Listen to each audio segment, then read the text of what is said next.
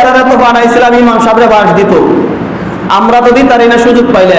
হ্যাঁ তো বানাইছিলাম আলেমদের ধরে জেলে পড়তো, এরা তো কইছিলাম রাজাকার বানায়া মিথ্যা সাক্ষী দিয়া জেলখানার মধ্যে বন্দি করে রাখতো।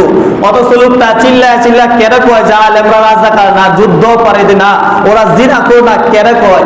কয় এই মানুষগুলা হিন্দু হইলো, বৌদ্ধ হইলো, খ্রিস্টান হইলো, নাসারা হইলো, তার দিলের মধ্যে ভয় আছে আমাকে একদিন মরতে হবে। তার দিলের মধ্যে ভয় একটা আছে, আমাকে একদিন মরতে হবে, মরতে হবে। যদি মরতে হয় তাহলে দুনিয়ার মধ্যে আলেমদের বিপক্ষে যে, ইমামের বিপক্ষে যে তুহমত দেয়, এই শক্তি দেখা যে আলেমদেরকে ধৈরা ধৈরা জেলের ভিতরে ভরি, নিরপরাধ মানুষটারে যে রাজাকার বানায়, যুদ্ধ অপরাধী বানায়, জিনাকুর বানায়, যে এত মামলা দেয়, সে দিলের মধ্যে ভয় না, সে সাক্ষী দিতে যায়ও সে বলে আমি সত্য সাক্ষী দিব। তার দিলের মধ্যে ইচ্ছা করলে তোরা আলেমদেরকে রাজাকার বানাই পারবে, কারণ তোরার উপরে ক্ষমতা আছে। ইচ্ছা করলে আলেমদেরকে যুদ্ধ অপরাধী বানাই পারবে, জেনাকুর বানাই পারবে, তোর চাপার মধ্যে শক্তি আছে, বানাই পারবে।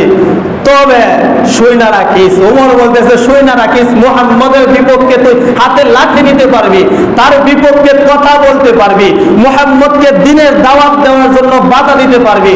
তবে মনে রাখিস, আমি খাত্তাবের বেটা ওমর এখন কালিমা পড়া মুসলমান হয়ে গেছি।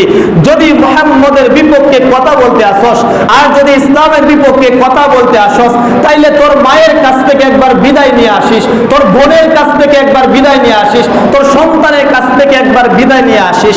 বলে কেন? কই তুই যখন মুহাম্মদের বিপক্ষে কথা বলতে আসবি, তুই যখন মুহাম্মদকে বাধা দিতে আসবি, আমি উমরের তলোয়ারের হাত থেকে তুই কখনো তোর গর্দানটা নিয়ে ফিরতে পারবি না। আজ ওই তোরা যদি আলেমদেরকে রাজাকার বলস, তোরা যদি আলেমদেরকে যুদ্ধ অপরাধী বলস, সময়ের ব্যবধানে এই 18 কোটি মানুষদেরকে আমি রাজাকারী বানায়া দিব। কারণ তোরা চাইছিলে আলেমদেরকে অপমান করার জন্য। রাজাকার তো একটা গালির মতন ভাবছিলে তোরা। আর বাংলার মানুষগুলা সময়ের ব্যবধানে, এই আল্লাহ রাসূলের উম্মতেরা সময়ের ব্যবধানে তখন তারা গালিটাকে নিজের কাছে বলি হিসাবে গ্রহণ করছে। বলে কেন? আল্লাহ বলে ওয়ামাকারু ওয়ামাকারাল্লাহু খায়রুল মাকিরিন। তোরা ইসলাম নিয়ে, আলেম নিয়ে যত ষড়যন্ত্র করবে, আর আমি আল্লাহ করব তোদের বিপক্ষে একটা কৌশল। তবে যাই ষড়যন্ত্র করস না কেন, ফেরাউন ষড়যন্ত্র করে পারে নাই। ফেরাউন বলেছিল সে আনা রব্বুকুমুল আলা, নমরুদ বলেছিল আনা রব্বুকুমুল আলা। সাদ্দাত নিজের হাতে সে জান্নাত বানাইছিল, বানানোর পর সে আল্লাহর সাথে চ্যালেঞ্জ দিয়েছিল।